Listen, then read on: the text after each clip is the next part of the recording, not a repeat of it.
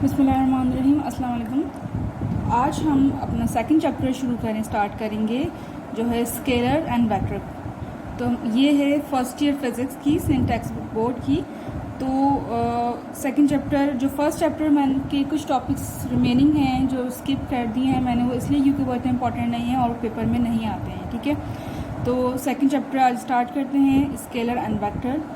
तो सबसे पहले बात करेंगे स्केलर की। ठीक है, किस व्हाट इज स्केलर, स्केलर क्या होता है। ठीक है, तो स्केलर की जो बेसिक डेफिनेशन है वो ये है कि scalar quantity which can be specify only its magnitude, it's called scalar quantity. ठीक है, स्केलर क्वांटिटी क्या होती है कि जिसमें सिर्फ मैग्नीट्यूड हो के बारे में हमें इंफॉर्मेशन हो, उस क्वांटिटी को हम स्केलर क्वांटिटी कहते हैं। ठीक है,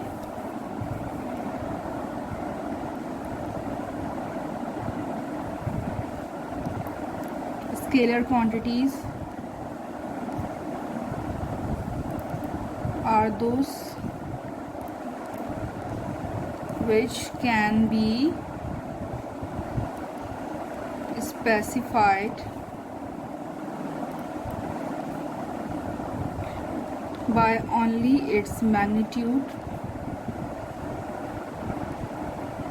ठीक है, मैग्नीट्यूड। ठीक है, अब इसकी एग्जाम्पल मैं आपको फर्स्ट टाइम मैं इसको एग्जाम्पल बताती हूँ। इस एग्जाम्पल में टेम्परेचर आ जाता है, वॉल्यूम, डेंसिटी। ठीक है, इसके अलावा और बहुत सी हैं चीज़ें। ठीक है, सो स्केलर क्वांटिटी वो होती क्वांटिटी होती है जिसमें से मैग्नीट्यूड के बारे में हमें इन्फॉर्मेशन हो, उस क्वांटिटी को हम स्केलर क्वांटिटीज़ कहते हैं। ठीक है, एग्जांपल क्या है, टेम्परेचर, वॉल्यूम और डेंसिटी। ठीक है, अब एक एग्जांपल लेते हैं नॉर्मल लाइफ की कि एक कार है, a car is moving with 60 kilometre per our. ठीक है,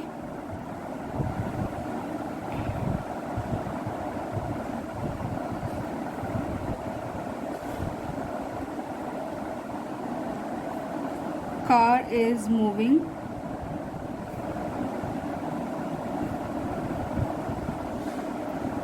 60 किलोमीटर पर आवर। ठीक है, तो अब हमें ये इन्फॉर्मेशन सिर्फ हमें एक इन्फॉर्मेशन मिली है कि कार जो है वो मूव कर रही है 60 किलोमीटर पर आवर की स्पीड से। ठीक है, तो इसमें हमें सिर्फ ये पता चला है कार मूव कर रही है। ठीक है, लेकिन हमें ये मालूम नहीं हुआ कि किस डायरेक्शन में मूव कर रही है। ठीक है, तो 60 किलोमीटर क्या है, 60 किलोमीटर पर आवर क्या हुआ, ये हमारा मैग्नीट्यूड हुआ।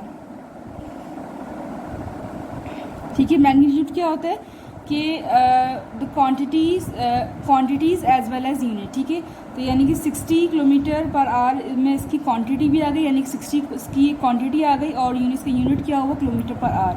Magnitude, what is magnitude, magnitude is defined as show a quantity as well as unit. ठीक है, तो स्केलर की डेफिनेशन समझ आ गई आपको अच्छी तरह कि स्केलर क्वांटिटी क्या होती है कि जिसमें हमें सिर्फ मैग्नीट्यूड के बारे में इंफॉर्मेशन हो, उस क्वांटिटी को हम क्या कहते हैं, स्केलर क्वांटिटी। ठीक है, जिसमें हमें डायरेक्शन की बारे में मालूम ना हो। ठीक है, जैसे कि कार मूव कर रही है 60 किलोमीटर पर आवर की स्पीड से। ठीक है, कार कहाँ जा रही है, कहाँ से जा रही है, ये हमें नहीं पता। ठीक है, तो ऐसी चीज़ को जो ऐसे इस तरह की इन्फॉर्मेशन हो, इस तरह की इन्फॉर्मेशन को हम कहते हैं स्केलर क्वांटिटी। ठीक है, अब सेकंड है vector quantity. What is vector,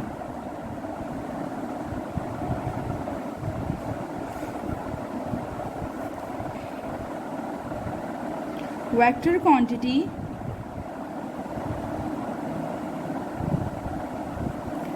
vector quantities are those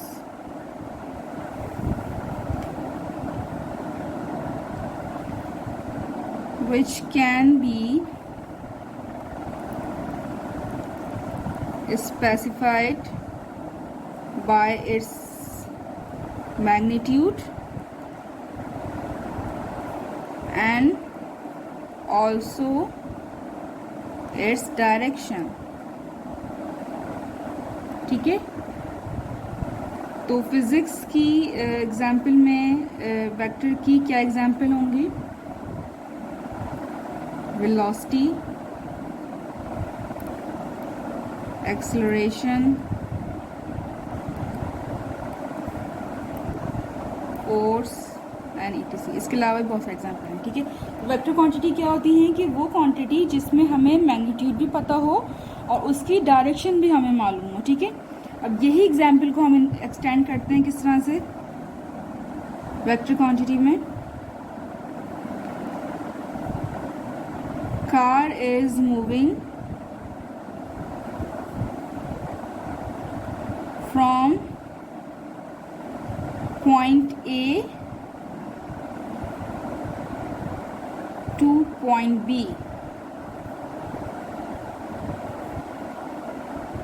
with 60 kilometre per our speed, ठीक है।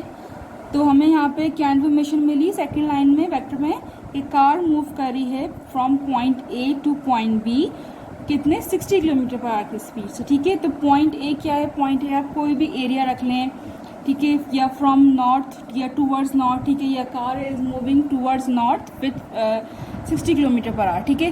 फ्रॉम साउथ टू नॉर्थ रख लें या ईस्ट टू वेस्ट रख लें, ठीक है, या नॉर्थ टू साउथ, या फिर कोई सिटी का नेम रख लें, ठीक है, कि for example from Islamabad to Hyderabad या हैदराबाद टू कराची या पेशावर टू इस्लामाबाद, ठीक है, या कोई कंट्री नेम कोई कंट्री रख लें फ्रॉम पाकिस्तान टू तुर्की। इस तरह से हम कोई भी डायरेक्शन हम दे सकते हैं point A to point B, ठीक है। तो इसमें हमें डायरेक्शन भी मालूम हो रही है, हमें डायरेक्शन की भी इंफॉर्मेशन मिल रही है और हमें मैग्नीट्यूड भी मिल रहा है, ठीक है। तो जो चीज़ डायरेक्शन हमें मिली ये डायरेक्शन हो गई। एंड मैग्नीट्यूड का आपको मैं स्केलर क्वांटिटी में ऑलरेडी बता चुकी हूँ। मैग्नीट्यूड क्या होता है कि इस quantity and as well as its unit, ठीक है। तो ये बहुत इजी था टॉपिक इस आज का कि what is scalar and what is vector, ठीक है। अब वेक्टर को अगर हम एडिशन में लें या इसकी हम लें कि ये किसके इक्वल होता है, ठीक है, तो इसकी दो फंडामेंटल हैं।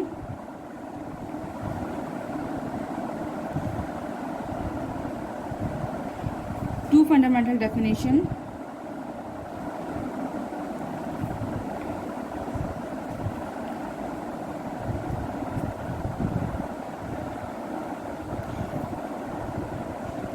वो क्या है कि वेक्टर अच्छा इससे पहले मैं आपको एक बात बताऊं कि वेक्टर को हमेशा जब भी हम रिप्रेजेंट करते हैं तो हमेशा एरो हेड से रिप्रेजेंट करते हैं, ठीक है। वेक्टर को हम जब भी रिप्रेजेंट करते हैं तो हम एरो हेड से रिप्रेजेंट करते हैं। किस तरह से कि for example point A to B, ठीक है। तो A और B को जब भी हम लिखेंगे यानी कि पॉइंट A इसका इनिशियल पॉइंट है और पॉइंट B क्या है, इसका टर्मिनल पॉइंट है, ठीक है। तो उसके ऊपर हम एरो हेड लगाते हैं। एरो हेड क्यों लगाते हैं, क्योंकि ये जो वेक्टर क्वांटिटी है वो एरो हेड से ही हम रिप्रेजेंट करते हैं, ठीक है।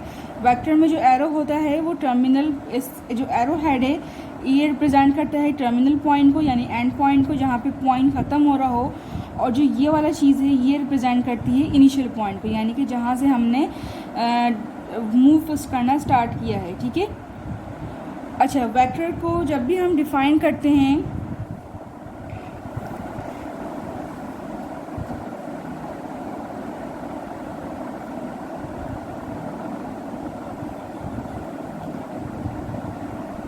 वेक्टर को हम थ्री थिंग्स से रिप्रेजेंट करते हैं। एक है हमारे पास कि हम उसे बोल्ड लेटर में यूज़ करते हैं, ठीक है। बोल्ड लेटर यूज़ करते हैं। फॉर एग्जांपल कोई भी पॉइंट है, पॉइंट A B C, तो हम उसे बोल्ड, आपको पता है नहीं, यानी कि जो बहुत ज़्यादा प्रोमिनेंट हो, ठीक है, A B C। और जो इसके मैग्नीट्यूड हैं, जैसे कि ये है मैग्नीट्यूड, इसको हम एब्सोल्यूट के अंदर प्रेजेंट करते हैं, ठीक है। फॉर एग्जांपल 60 है तो इसको हम इस तरह एब्सोल्यूट के अंदर लिखते हैं, ठीक है। इस एब्सोल्यूट से क्या होता है कि अगर मैथ्स में तो हमने यही देखा है कि इसमें एब्सोल्यूट की वजह से अगर यहाँ पे क्वांटिटी माइनस भी हो तो वो प्लस होके हमें मिल जाती है, ठीक है, एब्सोल्यूट की वजह से। तो फर्स्ट क्या है, वेक्टर को हम किस तरह से रिप्रेजेंट करते हैं, इसके 3 पॉइंट हैं। नंबर 1 बोल्ड लेटर से, ठीक है। नंबर 2 है इसका इटैलिक से। इटैलिक किसे कहते हैं पता है ना आपको? इटैलिक कहते हैं कि जो थोड़ा सा तिरछा करके लिखा जाए, A B और C, ठीक है। और नंबर 3 है एरो हेड से।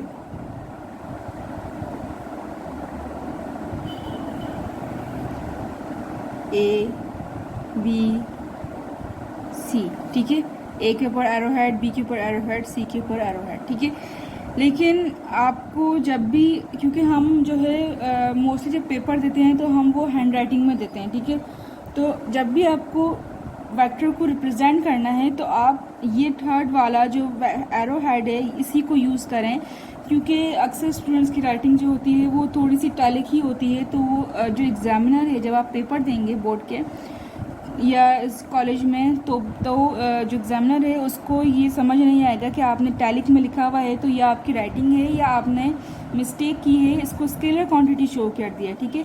या अगर आपने बोल्ड भी लिखा तो भी इतना सूटेबल नहीं है जितना सूटेबल जो है वो एरो हेड लगाने से रिप्रेजेंट कर रहे हैं, ठीक है। कंप्यूटर में तो ये होता है कि उसकी राइटिंग फिक्स होती है, जब हम इटैलिक या बोल्ड यूज़ करते हैं तो हमें फ़र्क नज़र आता है, वाज़ेह फ़र्क। लेकिन हैंड राइटिंग में इतना जो है फ़र्क हमें नज़र नहीं आएगा बोल्ड और इटैलिक का, ठीक है। तो बेहतर है कि जब भी आप वेक्टर को रिप्रेजेंट करें पेपर में या वैसे क्लास वर्क में तो आप उसको एरो हेड से ही रिप्रेजेंट करें वेक्टर को, ठीक है। बोल्ड में इटैलिक यूज़ ना करें तो बेहतर है, ठीक है। और ये आपको समझ आ गया कैसे इस पॉइंट को जो एरो हेड है, इस एरो हेड को का जो एंड है, इस चीज़ को हम कहते हैं टर्मिनल पॉइंट, और इसको कहते हैं इनिशियल पॉइंट, ठीक है। तो अब हम स्टार्ट करते हैं 2 फंडामेंटल डेफिनेशन जो रह गई थी।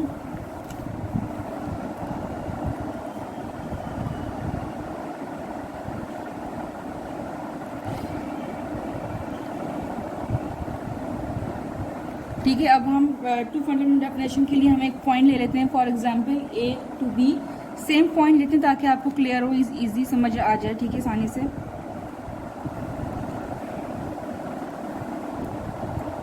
A पॉइंट लिया, from A to B move कर रहा है, A to B, ठीक है।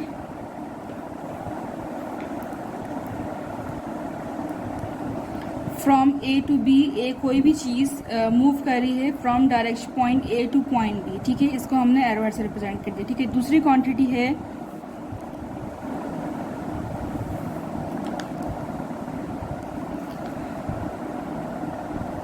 क्वांटिटी है वो भी point A to point B move कर रही है, और इनकी जो B मैग्नीट्यूड है वो सेम है। फॉर एग्जांपल 60 है, 60 किलोमीटर पर आवर, ठीक है। और ये भी सेम है 60 किलोमीटर पर आवर, ठीक है। तो ऐसे दो वेक्टर जिनकी डायरेक्शन भी सेम हो, यानी from point A to point B move कर रहे हों, सेकंड जो वेक्टर है वो भी point A to point B move कर रहा हो विद द सेम मैग्नीट्यूड, ठीक है, इसका मैग्नीट्यूड सेम हो, तो ऐसी क्वांटिटी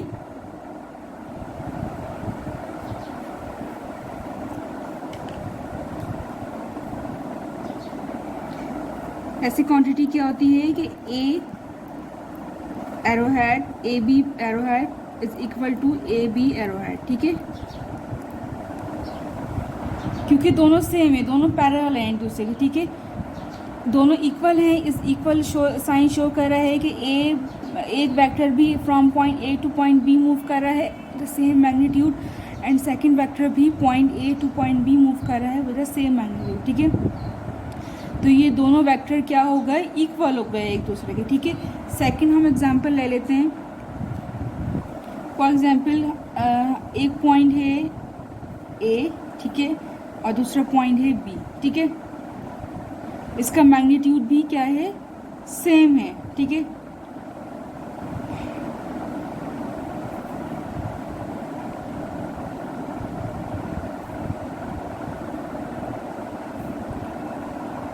दूसरा पॉइंट क्या है, A टू B, लेकिन यहाँ पे क्या डिफरेंस है कि यहाँ पे point B to A move कर रहा है, ठीक है, विद द सेम मैग्नीट्यूड।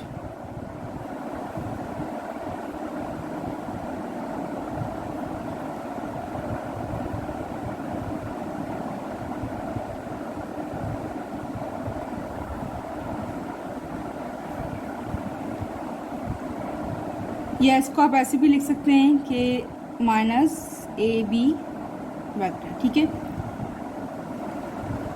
सो यहाँ पे हमें क्या इन्फॉर्मेशन मिल रही है कि एक वेक्टर है जो point A to point B move कर रहा है with the magnitude of this, और इसकी डायरेक्शन क्या है, ए टू बी मूव करना है, ठीक है। सेकंड वेक्टर है जो point B to A move कर रहा है विद द सेम मैग्नीट्यूड, ठीक है।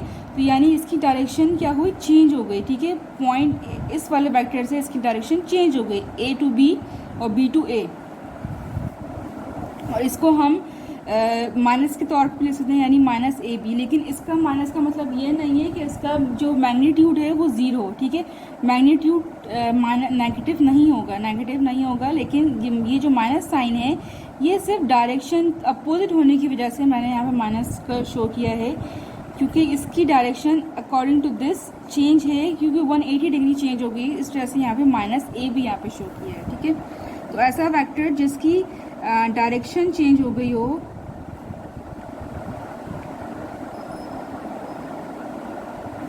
वो किसके इक्वल होगा, ज़ीरो के इक्वल होगा, ठीक है। तो ये दो फंडामेंटल डेफिनेशन थी, जिसमें एक फंडामेंटल डेफिनेशन में हमें ये इन्फॉर्मेशन मिली कि दो वेक्टर हैं और दोनों सेम मैग्नीट्यूड से मूव कर रहे हैं, सेम पॉइंट से, उसका टर्मिनल पॉइंट भी सेम है और इनिशियल पॉइंट भी सेम है, ठीक है। तो ऐसे वेक्टर जो सेम हो, जिनका मैग्नीट्यूड भी सेम हो, डायरेक्शन भी सेम हो, ऐसे मैग्नीट्यूड क्या होते हैं, इक्वल होते हैं एक दूसरे के, ठीक है। सेकेंड पॉइंट में हमें ये इन्फॉर्मेशन मिली कि एक वेक्टर है जो from point A to point B move कर रहा है इस मैग्नीट्यूड से, ठीक है। और सेकंड वेक्टर है जो point B to A move कर रहा है, ठीक है, विद द सेम मैग्नीट्यूड, ठीक है। तो उसकी डायरेक्शन अकॉर्डिंग टू ए के इस पॉइंट से क्या हुई, नेगेटिव इन रिवर्स हो गई, ठीक है। तो रिवर्स की वजह से यहाँ पे माइनस पॉइंट आया है, ठीक है। माइनस किसी स्पीड की वजह से नहीं आया, बल्कि सिर्फ उसकी डायरेक्शन के रिवर्स होने की वजह से यहाँ माइनस आया, तो जिस वजह से ऐसी दो वेक्टर क्या हुए, ज़ीरो के इक्वल हो गए। तो ये था हमारा टॉपिक स्केलर एंड वेक्टर। अगर आपको कोई भी चीज़ समझ नहीं आई हो अकॉर्डिंग टॉपिक, तो आप मुझसे कमेंट करके पूछ सकते हैं, और अगर आपको वीडियो अच्छी लगी है तो आप इसे लाइक, शेयर और कमेंट ज़रूर कीजिएगा, और अपने फ्रेंड्स में भी शेयर कीजिएगा। मुझे दीजिए इजाज़त, मिलते हैं नेक्स्ट टॉपिक में। अल्लाह हाफ़िज़।